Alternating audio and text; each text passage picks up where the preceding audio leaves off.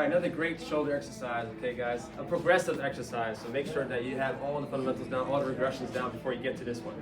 So as far as the height of the attachment, about shoulder height, so that way it's much easier, much more fluid to pull into the motion once we get initiated. We're gonna use two handles for this one, okay? Once I grab them, I have my height set. Also make sure it's a good weight, start a little lower, a little more conservative at first, get used to the movement pattern, okay? From there, I'm gonna go ahead and step back onto this tension in the cables, okay? And I'm not, again, my stagger stance, I like my stagger stance. I'm gonna squeeze my glutes, get that hip extension, make sure I don't get that lower back extension, and then from here, about shoulder height, okay? I'm gonna have palms down at first. What we can do is, if you want to, you can just pull back here, or as you pull back, you can kind of rotate the thumbs already, okay? So we're a little bit into what we call retraction here, okay, mid traps.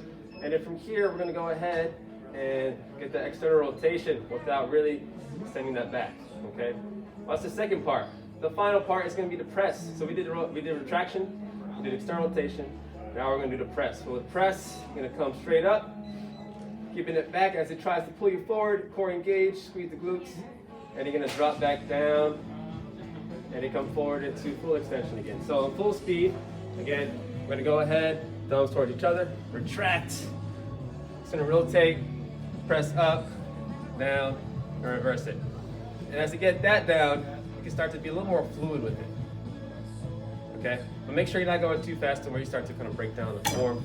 Well, again, keep the stress where it should be. Mid-trap, we're getting some of that posterior deltoid, external rotation for that supraspinatus at the abduction. Really good one to progress it. Give it a shot. It's a burner. Try less reps first, get used to it. 6 to 8 reps, 2 sets, and then go from there.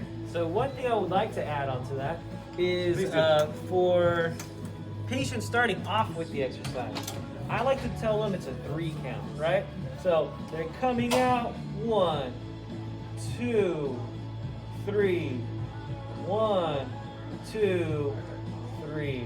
It kind of helps them, pick up the cadence and pick up the movement, break it down nice and easy for them. Because sometimes they'll forget or they'll miss one of those important movements. That's very true. So you've got to remember it's 3 movements all in one.